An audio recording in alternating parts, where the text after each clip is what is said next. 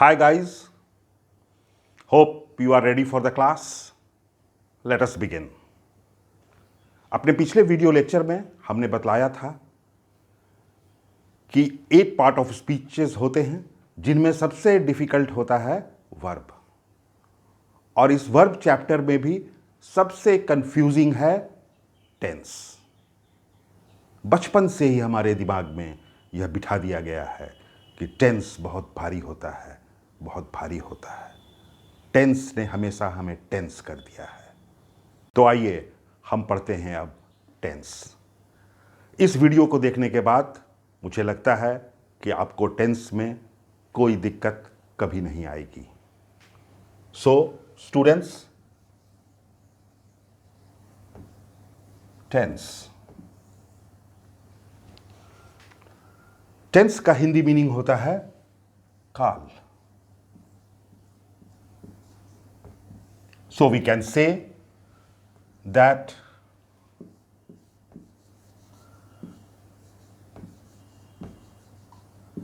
tense denotes time. Tense समय के बारे में बतलाता है। वैसे तो टाइम एक कंटिन्यूअस फ्लो है, फिर भी आदमी ने अपनी सुविधा के लिए इसे 3 भागों में बांट दिया है। सो वी हैव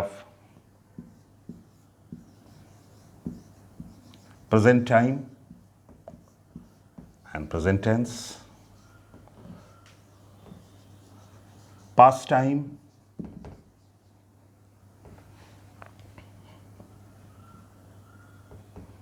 और past tense, and future time और future tense.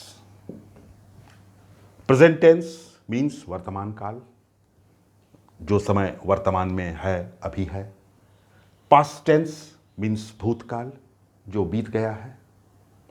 And future tense, जो अभी आएगा, भविष्य काल। फिर हम कह सकते हैं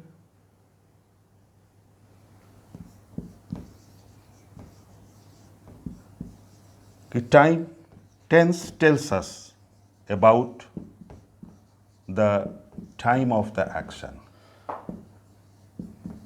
टाइम ऑफ द एक्शन, कि कोई काम कब हो रहा है। वह प्रेजेंट टाइम में हो रहा है, या पास्ट टाइम में हो रहा है, या फ्यूचर टाइम में हो रहा है। फिर टेंस को हम लोग 4 भागों में सब डिवाइड करते हैं। जैसे प्रेजेंट टेंस को हम लोग 4 भागों में सब डिवाइड करेंगे। फर्स्ट,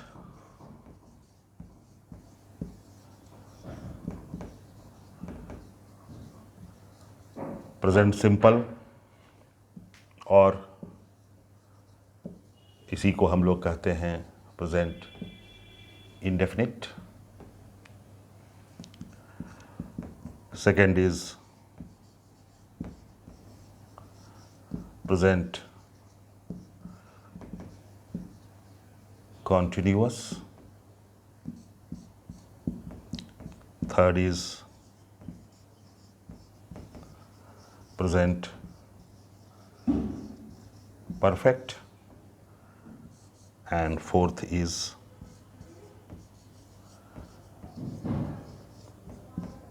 present perfect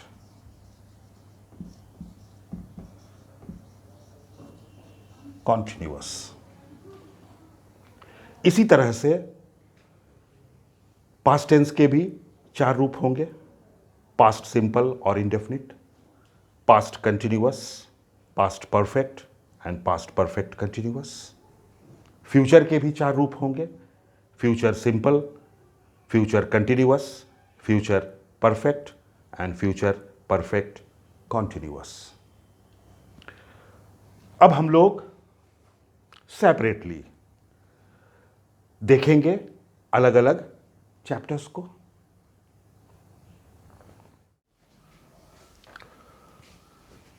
अब हम लोग पढ़ेंगे प्रेजेंट सिंपल।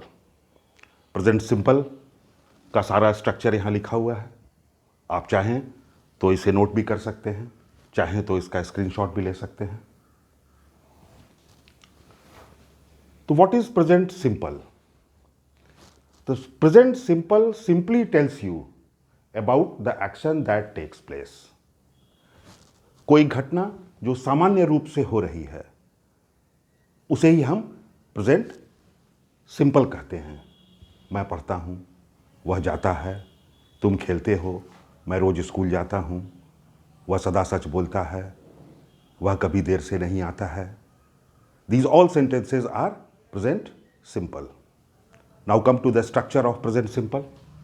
Present simple का structure होता है subject plus V1 या V5। एक सब्जेक्ट और एक V1 फॉर्म ऑफ वर्ब या V5 फॉर्म ऑफ वर्ब अगर आप लगा देंगे तो प्रेजेंट सिंपल का एक छोटा सा सेंटेंस बन जाएगा। सेंटेंस को लेकिन अगर प्रेजेंट सिंपल बनाना है आपको और आपके पास एक सब्जेक्ट है और एक V1 या V5 फॉर्म ऑफ वर्ब है तो एक छोटा सा सेंटेंस बनकर तैयार हो जाएगा। अब मैं बता रहा हूं आपको कि प्लूरल नाउन हो या प्लूरल प्रोनाउन हो, दे, आई, वी, यू, दे या प्लूरल नाउन हो तो V1 फॉर्म ऑफ वर्ब लगता है। आप लोग जानते होंगे कि V1 form of verb verb का प्लूरल रूप है। ही, शी, इट नाउन सिंगुलर हो तो V5 फॉर्म ऑफ वर्ब लगता है।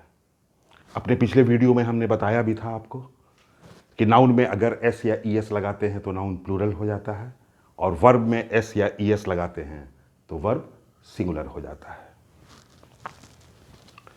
इसका अगर निगेटिव हमें बनाना है तो आप किसी भी सब्जेक्ट को लेकर एक सेंटेंस बना सकते हैं। I play, we read, you dance, या कोई नाउन ले सकते हैं आप, boys read a book, girls dance. और अगर आपको इसका निगेटिव बनाना है तो निगेटिव का स्ट्रक्चर क्या होगा कि सब्जेक्ट और अपने तरफ से आप डू या डज लगा देते हैं। डू वर्ब का प्लूरल फॉर्म है, डज वर्ब का सिंगुलर फॉर्म है। इसके साथ एक नॉट लगा दें और V1 फॉर्म ऑफ वर्ब रखें। Always remember this thing that with do और does we always use V1 form of verb. एक एग्जाम्पल भी हमने दिया है कि he does not play cricket. अगर हम इसका इंट्रोगेटिव सेंटेंस बनाना चाहें तो इंट्रोगेटिव सेंटेंस बनाने का क्या तरीका होता है कि डू या डज को वाक्य के पहले कर देते हैं, सब्जेक्ट देते हैं plus V1 form of verb देते हैं और अंत में एक क्वेश्चन मार्क लग जाता है। जैसे डज ही प्ले क्रिकेट।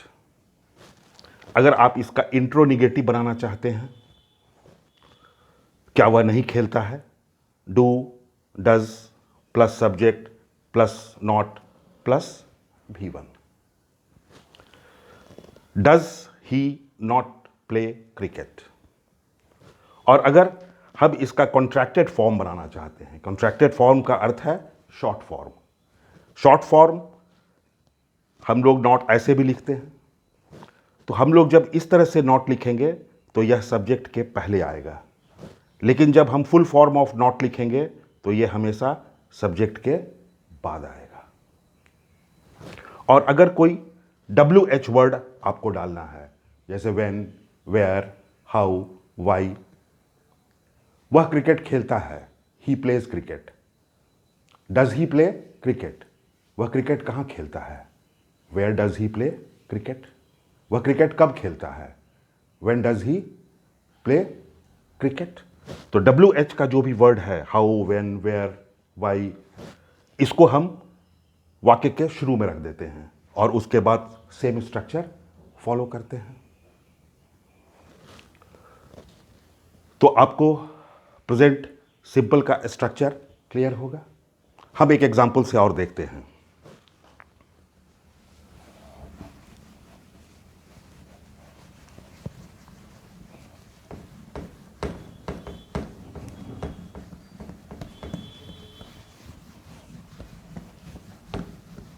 छोटा वाक्य तो आपने बहुत देखा है कि he reads a book, I eat a mango. एक कंटेम्प्रोरी वाक्य भी बनाकर देखो।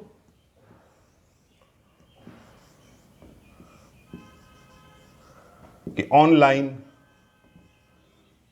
क्लासेस, तो तुमने एक प्लूरल सब्जेक्ट रख दिया है। इसको अगर एक हम V1 वर्ब दे दें, प्लूरल सब्जेक्ट है तो वर्ब भी प्लूरल होगा। तो अगर हम लिखते हैं ऑनलाइन क्लासेस हेल्प, तो तुम्हारा एक प्रेजेंट सिंपल का वाक्य बनकर तैयार हो जाएगा। अब तो ये हमारी इच्छा है कि हम इसको और बढ़ाना चाहते हैं। Online classes help students in the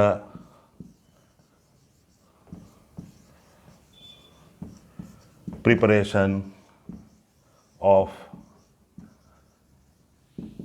various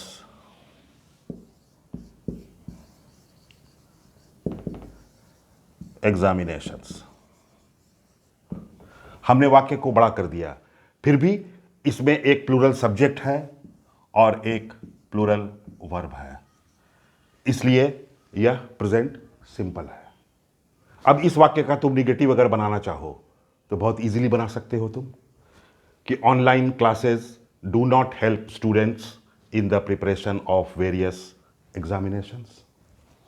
अगर तुम उसका इंट्रोगेटिव बनाना चाहते हो तो do online classes help students in the preparation of various examinations. तुम अगर इसका इंट्रोनिगेटिव बनाना चाहते हो तो आसानी से बना सकते हो कि do online classes not help students in the preparation of various examinations. तुम इस तरह के हजारों वाक्य प्रैक्टिस कर सकते हो।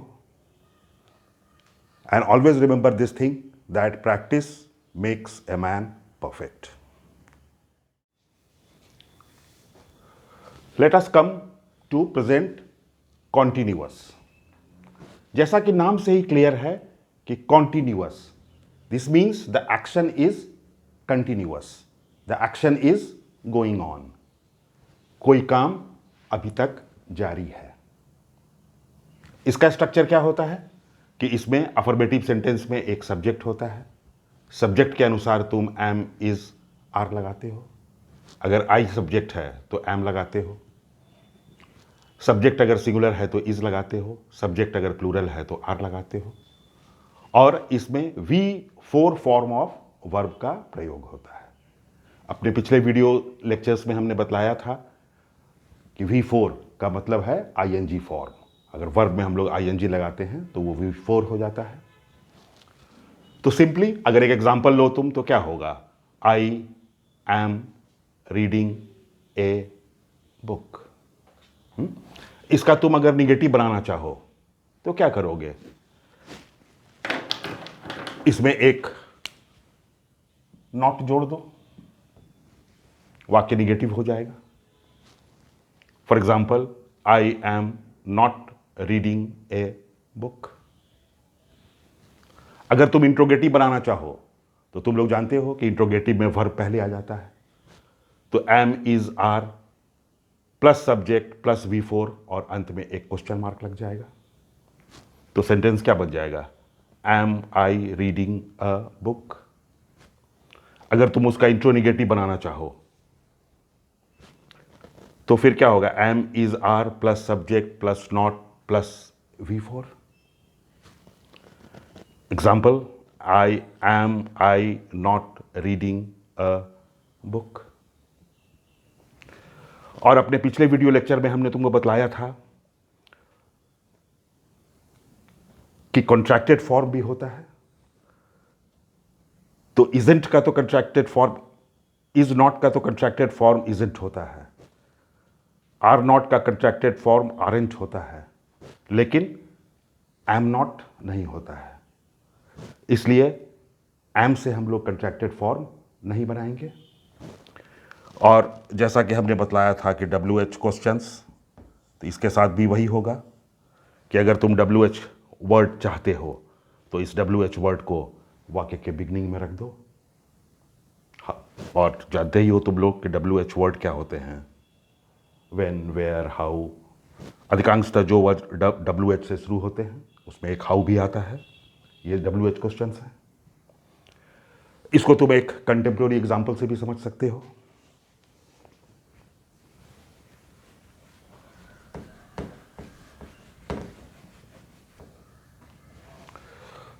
हम लोग सभी को जानते हैं कि कोरोना काल चल रहा है।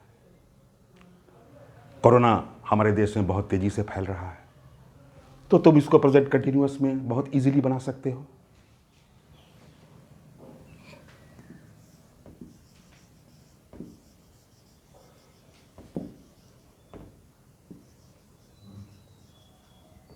कोरोना वायरस इज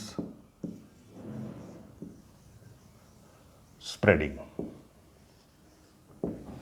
अब तुमने इज प्लस V4 लगाया है, इसका मतलब ये प्रेजेंट कॉन्टिन्यूअस हो गया। Is spreading.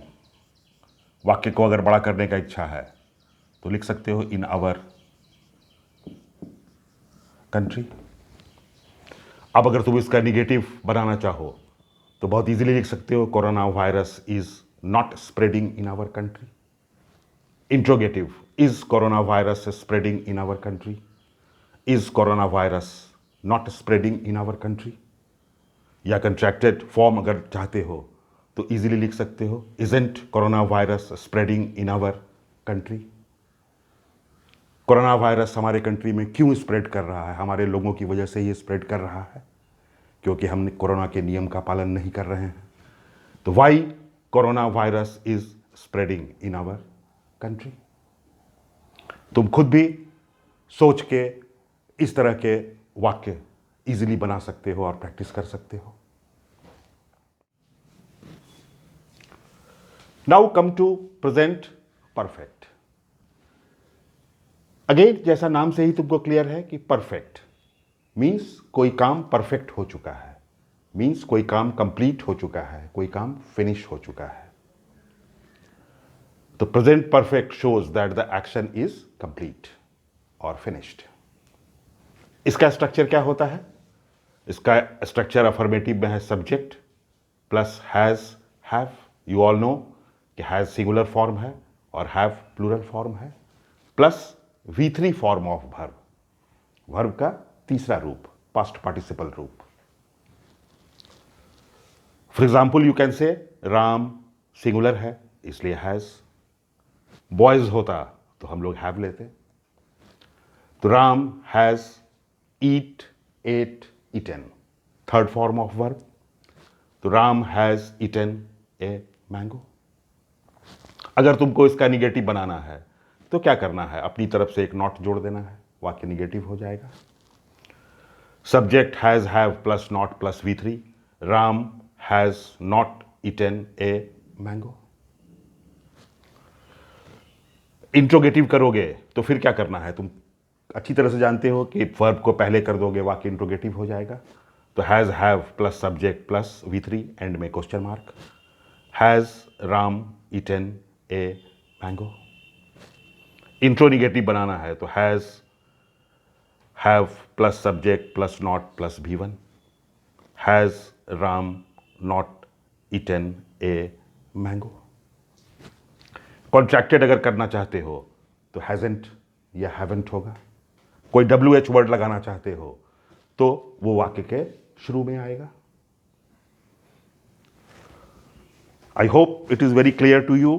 Now let us see it with a contemporary example.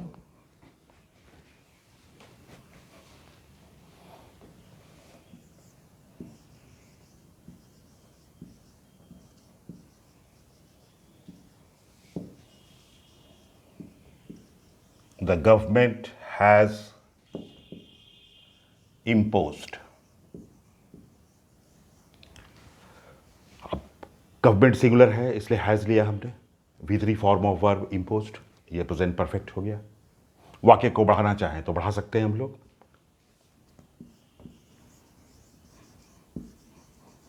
The government has imposed lockdown.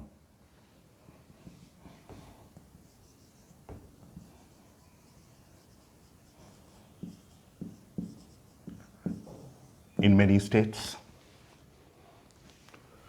अब ये एक अफर्मेटिव सेंटेंस हो गया. अब इसको तुम निगेटिव बनाना चाहो तो the government has not imposed lockdown in many states. Has the government imposed lockdown in many states? Has the government not imposed lockdown in many states?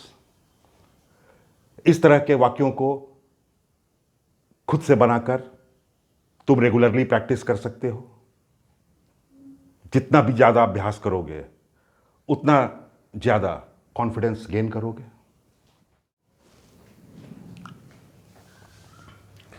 अब हम लोग पढ़ेंगे present perfect continuous.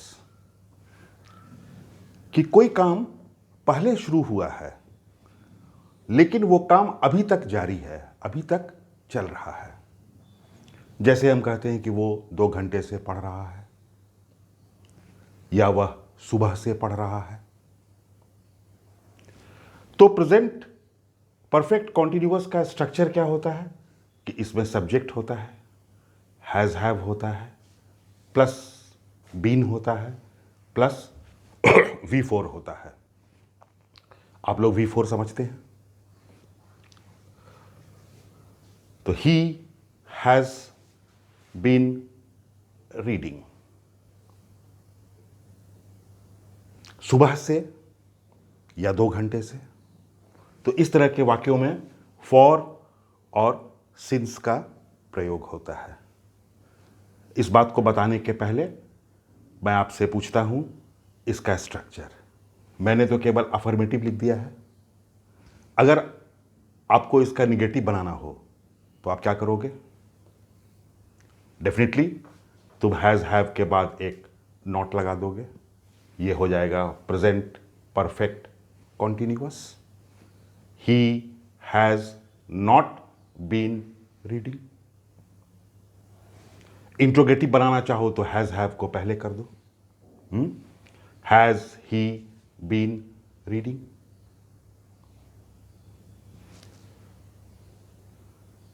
Intro negative करना चाहो तो has he not been reading. उसी तरह contracted भी कर सकते हो, उसी तरह WH क्वेश्चन भी लगा सकते हो. अब एक इंपॉर्टेंट चीज समझना है फॉर और सिंस कि वह पढ़ रहा है. तो वह पढ़ रहा है तो प्रेजेंट कॉन्टिन्यूअस भी हो जाएगा ये. लेकिन जब हम कहते हैं कि वह 2 घंटे से पढ़ रहा है या वह सुबह से पढ़ रहा है तो ये प्रेजेंट परफेक्ट कॉन्टिन्यूअस हो जाता है. इसके लिए हम फॉर और सिंस लगाते हैं. तो फॉर का प्रयोग कैसे करते हो?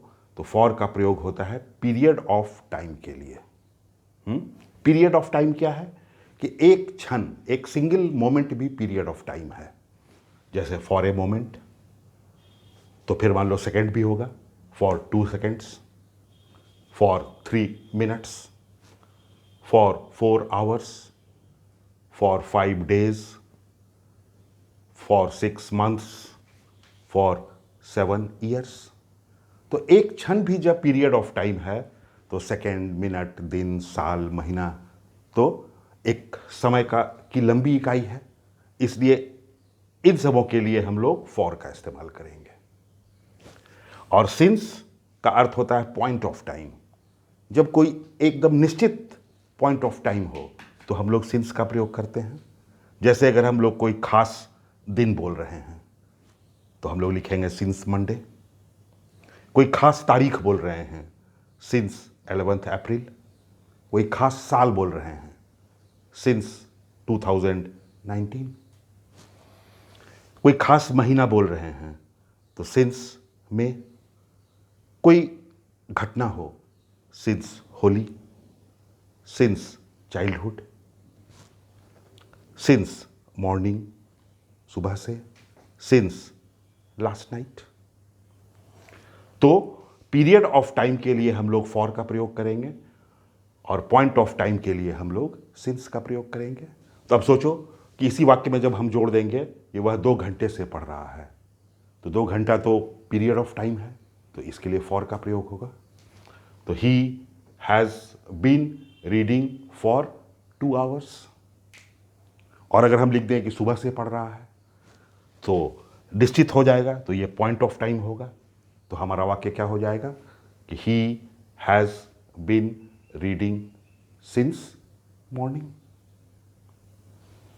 आई hope you all have understood it very clearly. फिर भी कंफर्म करने के लिए मैंने नीचे एक सेंटेंस लिख दिया है कि I have been living in Mumbai for 5 years। ये अफर्मेटिव है।